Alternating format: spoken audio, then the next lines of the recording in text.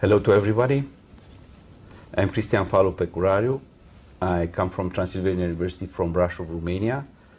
And today is 17 September 2022. I'm interviewing Professor Claudia Trenkwalder.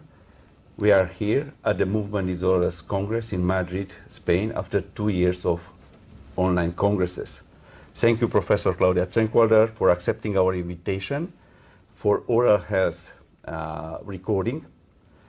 Professor Trenkwalder is, everybody knows that is a worldwide expert in the movement disorders field and sleep medicine as well.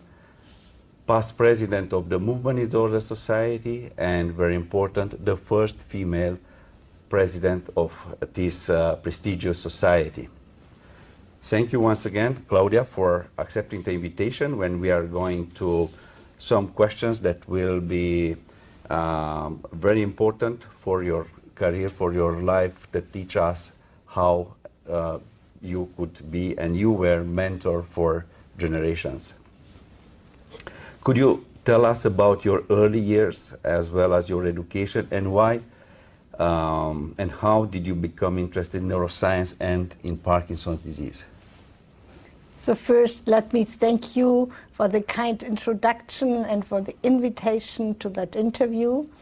And if I'm going to start with my education, I'd like to start with my residency, which was already at the Department of Neurology at the University Hospital in Munich. And even at the very early days at that hospital and that residency, I was, let's say, infected with Parkinson's and movement disorders. And at that time, Wolfgang Oertel started at the hospital at the same day. And he was looking for someone to join the new movement disorder group in Munich. And so he asked me, and I thought that's a good idea. And after I did some neurology training, I always did in parallel movement disorder outpatient clinic with him. And that's how I finally advanced also to the field of movement disorders, and starting with Parkinson's disease, but very soon also starting with restless leg syndrome, as we identified the first patients in Munich, and he told me, that's your topic. Okay, excellent. This is somehow anticipating the next question. Who were your role models and heroes in the field?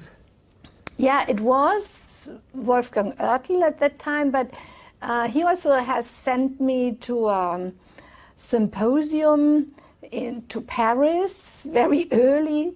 And at that symposium, I met for the first time David Marsden, and he gave lectures there. And I was very impressed about his teaching skills and his personality. And then later on, I also learned Günter Deutschel, who was also a good mentor for me. And so I had several role models, but they were all men, I have to admit. Wonderful, wonderful. So you mentioned domains, and what do you feel is your most significant contribution to the field? Yeah, I went not only into movement disorders because of restless leg syndrome. I had to come closer also to the field of sleep medicine.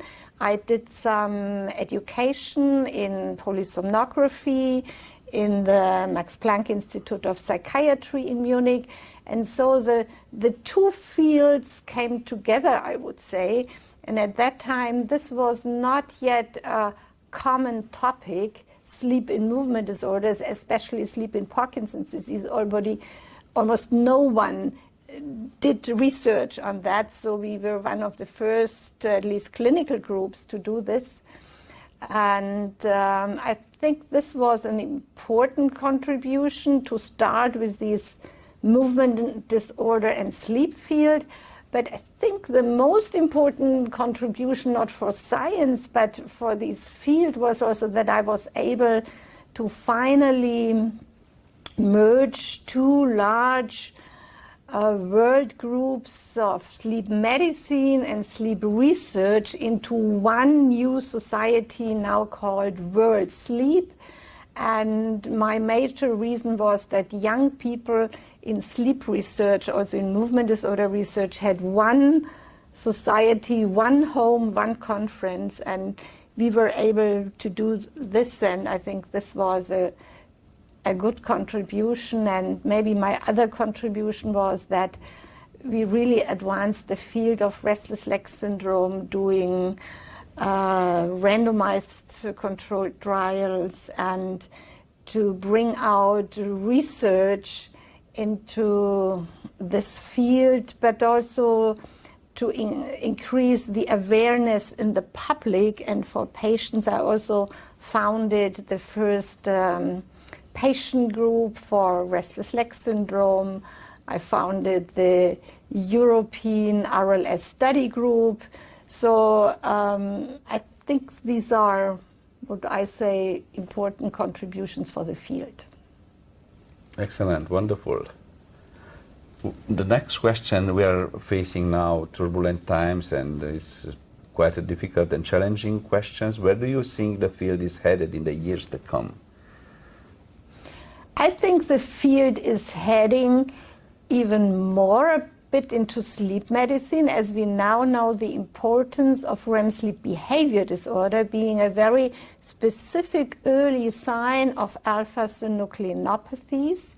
So this may be a different area. Like 10 years ago, sleep medicine was quite neglected or underestimated in movement disorders. So it's now also for the neurology field, for movement disorders, more important. But I also think that RBD being just also one biomarker of neurodegeneration, the field will head into adding biomarkers, objective markers to neurodegenerative diseases, and genetics being a very important factor in the diagnosis and in the management, even in the treatment, hopefully, in the future of neurodegenerative movement disorders. Excellent. What advice can you give young doctors and scientists entering into this field of neuroscience, Parkinson's disease, and movement disorder research? So my advice would be look around what you like to do. So select a topic that you are really interested in. It does not make sense just to do something because someone is assigning you to it. You really have to have an enthusiasm to do it, but then stick with the topic. Look for collaborations on research, on clinic, also international collaborations. Look for mentors who may be helping you, but stick to the topic if possible, because then you can have major advances in the field, because medicine is getting specific and always more specific, so it's makes no sense to have a very broad area of research. Excellent. Over the years, you have mentored many, many people. Always you are very supportive, always you are very collaborative, and you are really a mentor. You are really a model for young people, and not just for the young people, for all the neurologists and health professionals involved in this field of movement disorders. Now a very easy question. What do you do to achieve a good work-life balance? I have my family, and I'm very proud to have now 5 grandchildren who keep me absolutely busy. But in addition, I like to do sports. I'm hiking, I'm skiing, I'm reading, and I like the opera. Wonderful. Wonderful. What kind of role has the MDS played in the field? I think for the field, the MDS is really important. It is as the strategic plan says, the premier educational source for movement disorders. And in my career, it also played an important role because I could start in the education committee when I was still very young and the committee was still small. And I did a lot of work to develop these basic movement disorder course at that time. And then I worked in several committees. So over the years, I just advanced in the society as I always thought this is the home for research, but also for education in Parkinson and movement disorders. Excellent. Did you experience bias or barriers during your career development? Do you think younger colleagues today face the same barriers or different ones? I had some barriers, but honestly not too many or nothing that I could not really overcome. It's always difficult to get funding for studies and for research.